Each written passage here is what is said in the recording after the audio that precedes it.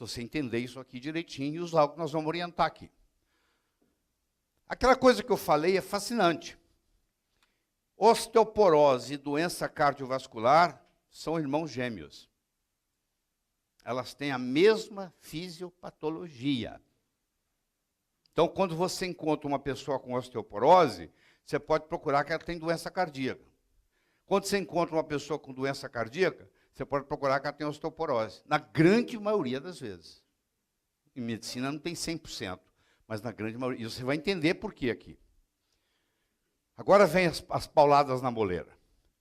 Mulheres que fazem suplementação com cálcio têm risco aumentado em 6 vezes para o desenvolvimento de aterosclerose, infarto do miocárdio e acidente vascular cerebral.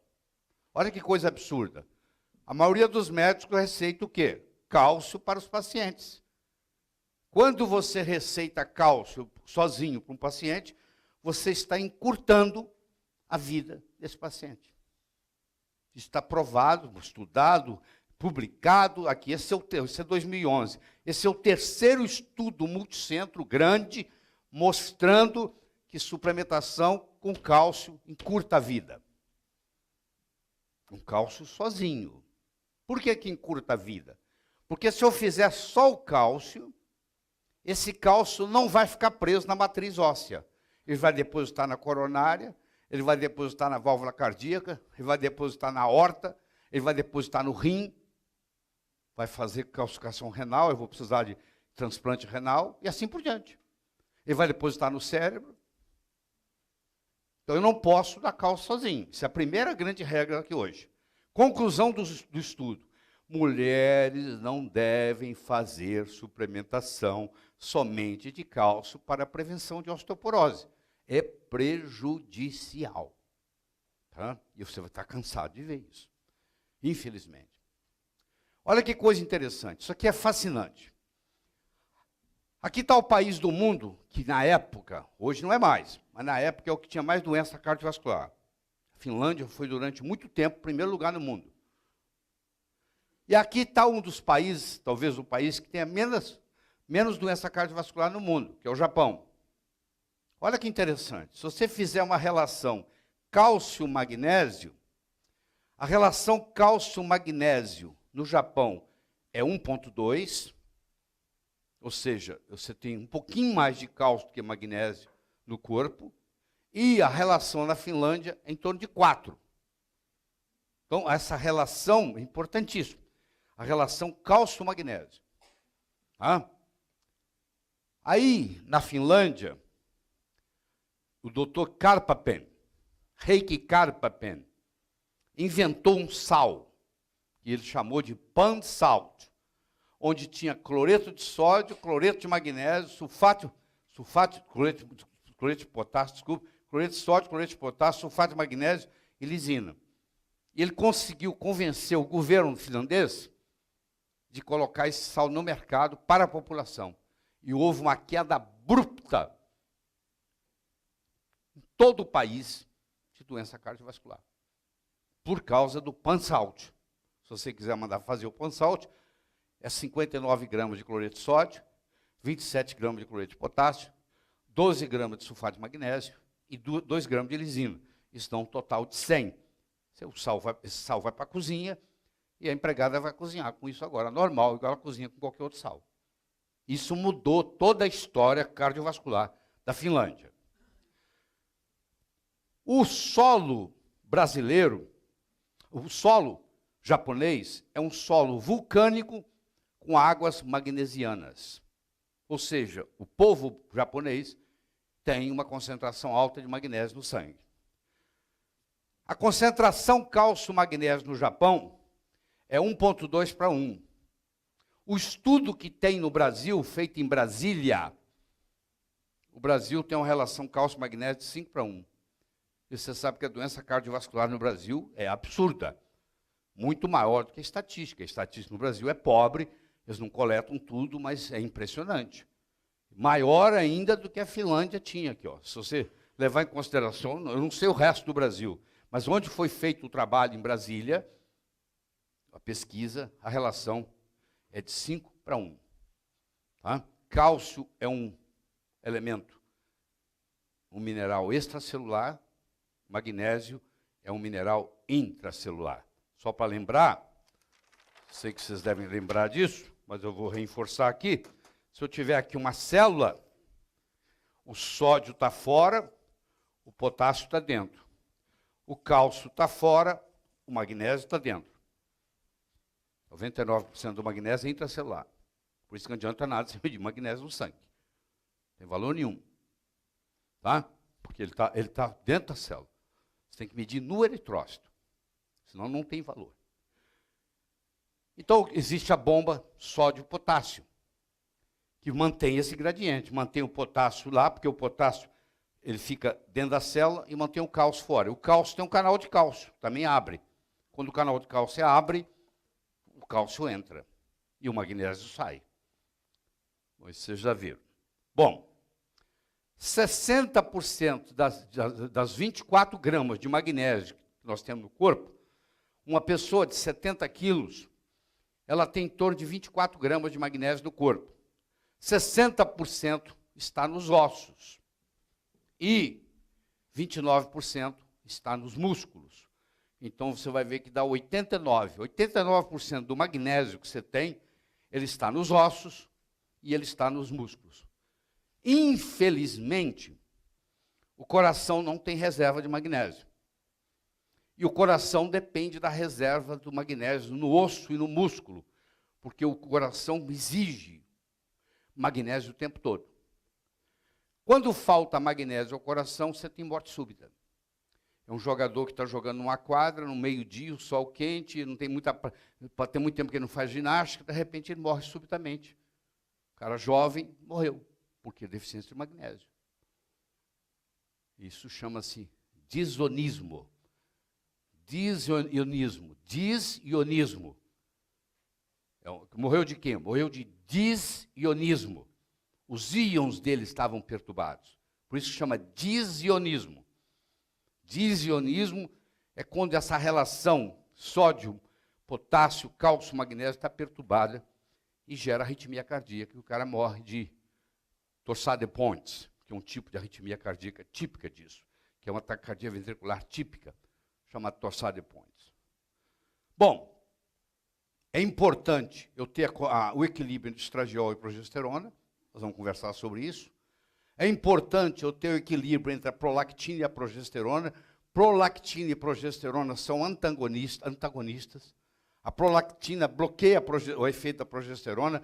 A progesterona bloqueia o efeito da prolactina. Muito cuidado nisso, porque a paciente que tem depressão pós-parto, por deficiência de progesterona, você vai suplementar a progesterona para tratar a depressão pós-parto. Só que aí ela está amamentando, ela para de amamentar, porque a prolactina também vai secar. O leite vai secar. Então tem que fazer um equilíbrio aí. Quando chegar a hora, nós vamos estudar isso.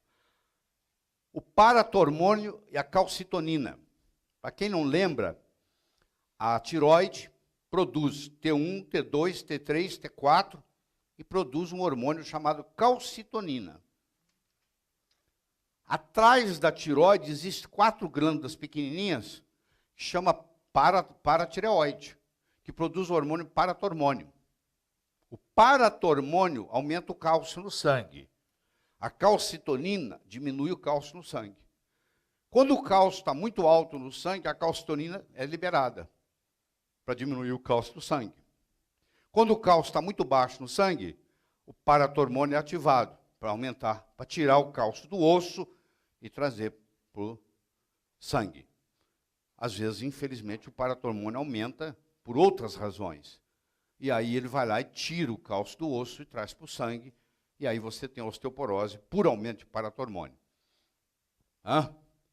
O estradiol e a testosterona também no homem. O equilíbrio é muito importante. Nós vamos estudar isso. E eu estou acabando de discutir com vocês a importância da relação cálcio-magnésio. Bom, na aula passada, nós dissemos para você que quando você vai no Rio de Janeiro e se posiciona na Praia do Botafogo, e você olha para o mar, você vê o Pão de Açúcar. Na hora que você dá um giro de 180 graus, você vê o Corcovado. Então nunca mais você esquece, é só lembrar da praia de Botafogo. Olha para o mar, vê o Pão de Açúcar, olha 180 graus, vê o Corcovado. O pão de açúcar é o estrogênio. É o jeito como a mulher libera estrogênio no ciclo menstrual. Se eu pegar aqui 28 dias de um ciclo menstrual normal, ocorrendo a ovulação na metade, que é o 14º dia, você vai ver que houve um aumento de estrogênio no 12º dia. Qual o dia do ciclo que a mulher mais tem estradiol? 12º dia. Qual é o dia do ciclo que a mulher tem mais progesterona? 21º. É só você pegar o 12 e virar. Nunca mais você esquece. 12 e 21. Você só vira a posição dos dígitos. Então, no 21º dia, a progesterona tem seu máximo. Quando a mulher toma um anovulatório, uma pílula anticoncepcional, ela não ovula. Se ela não ovula, ela não tem produção de progesterona. Ela é deficiente de progesterona. E deficiente de progesterona, ela desenvolve osteoporose. Toda pílula anticoncepcional leva à osteoporose. Aqui a explicação por quê. Porque para de produzir progesterona, que é a substância que mais estimula o osteoblasto. O osteoblasto produz osso. Então não tem mais o estímulo do osteoblasto produzir osso. O estrogênio inibe o osteoclasto. Então você tem a diminuição do estrogênio e a diminuição da progesterona. Então você desenvolve, dependendo do tempo que você fez uso de anticoncepcional, você vai desenvolver osteopenia e mais tarde na sua vida você vai desenvolver osteoporose. Então a explicação está aí. A natureza é muito sábia. Que dia que a mulher engravida? Em torno do 14º dia do ciclo menstrual. 2 dias para trás, 2 dias para frente. O espermatozoide pode durar 48, 72 horas lá dentro, dependendo das condições. Então, o que a natureza fez? Ela deu para essa mulher testosterona na hora que ela está ovulando, porque ela vai querer copular e vai procriar. A mulher que toma anticoncepcional, ela não tem essa dádiva. Ela também não tem testosterona. Então a libido dela cai.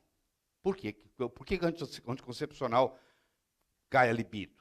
Cai a libido, a explicação está aqui, ó. Porque essa testosterona, que seria aumentada nos dias que antecede e que precede a ovulação, agora não vai acontecer. Então a libido acaba. Desculpa. Hoje tem uma doença nova na praça que se chama insuficiência lútea. Porque você lembra que quem produz a progesterona é o corpo lúteo. Lúteo em latim quer dizer amarelo. Não é à toa que essa curva aqui está em amarelo. É o corpo lúteo. Só que esse corpo lúteo ele pode estar deficiente. Ele até permite a ovulação. A mulher ovula, etc. Só que ela não consegue engravidar. Porque não tem limiar suficiente de progesterona. A palavra progesterona do latim quer dizer progestare, em favor da gestação. O hormônio que vai fazer a mulher engravidar é a progesterona. E ela tem que atingir um limiar. Se ela não atingir esse limiar, a mulher não engravida, apesar de ovular. Então, não necessariamente a ovulação diz que você está pronta para engravidar. Se você tiver uma insuficiência lútea, que hoje é muito comum, você mesmo ovulando, você não engravida. Porque não é o suficiente para engravidar. É o suficiente para provocar a ovulação do próximo ciclo, mas não é o suficiente para engravidar. Então vamos lá. A testosterona, principalmente no homem, estimula o osteoblasto. A progesterona, principalmente na mulher, estimula o osteoblasto. O estradiol, tanto no homem quanto na mulher, bloqueia o osteoclasto, inibe o osteoclasto, faz o osteoclasto trabalhar menos, faz a renovação óssea ser mais lenta. Quando a mulher entra na menopausa, a primeira coisa que ela perde é a progesterona. Menopausa não é um fenômeno estrogênico. Menopausa é um fenômeno progesterônico. Ela perde a progesterona, então ela para de produzir osso. E ela perde 50% do estradiol. Ela perde 100% da progesterona e ela perde 50% do estradiol. E ela ela acelera o processo de destruição óssea. Ora, diminui a produção de osso, acelera a destruição óssea, o resultado o que é? Osteoporose. É isso? E agora tem mais um fator que nós temos que discutir aqui, que o Dr. John Lee descobriu essa outra doença. Uma doença chama insuficiência lútea, que é recente. A outra doença que não existia, que você tem que aprender a trabalhar com ela, que é a chamada predominância estrogênica. O Dr. Lee mostrou, no seu trabalho brilhante da vida inteira dedicado a isso, John Lee, você pode entrar na internet, ele mostrou que no 21º dia do ciclo menstrual, uma mulher super saudável, ela tem 200 vezes mais progesterona do que estradiol. Você fala, mas eu não vejo isso nos exames. Você não vê nos exames, porque no exame de sangue, o estradiol vem em picograma e a progesterona vem em nanograma. Nano é 1000 vezes maior que pico. Então você tem uma mulher saudável, eu não vejo uma, tem 5 anos, ela tem o ápice dela, 21 anos de idade, no 21º dia de um ciclo menstrual perfeito, ela chega a ter 200 vezes mais progesterona do que estradiol, no 21º dia. À medida que essa relação progesterona-estradiol vai caindo, ela desenvolve uma doença chamada predominância estrogênica, que inclusive pode levar até a câncer de mama. Tá? Então chama-se predominância estrogênica. Oi, mais. Bom, então vamos voltar aqui, ó, na nossa homeostase óssea. O osteoblasto produz osso, o osteoclasto destrói osso. A progesterona estimula o osteoblasto e o estradiol inibe o osteoclasto. Olha a dinâmica que bonita, ó. O osteoblasto produz osso, o osteoclasto destrói osso. Então, se eu quero estimular, eu estimulo com progesterona. Se eu quero inibir o destruidor, eu inibo com estradiol. Osteoporose é muito mais uma deficiência progesterônica que uma deficiência estrogênica. Então, tem duas coisas que nós estamos indo contra a corrente da medicina aqui. Primeiro, eu dizer para você que menopausa não é um fenômeno estrogênico. Menopausa é um fenômeno progesterônico. Nós já discutimos isso no último módulo. Segundo, eu dizer para você que a osteoporose não é um problema estrogênico. A osteoporose é um problema progesterônico. Por quê? O estrogênio continua sendo produzido depois da menopausa. Até banha, até gordura abdominal produz estrogênio. A progesterona, a produção dela vai a zero. Então, osteoporose é um problema progesterônico, mais que um problema estrogênico. Nesta tela, você vê diversos vídeos interessantes e imperdíveis meus. Clique em um deles e continue comigo neste canal. Aproveite também e inscreva-se nesse canal clicando em cima da minha imagem. Tchau, tchau, gente. Deus abençoe você e sua linda família.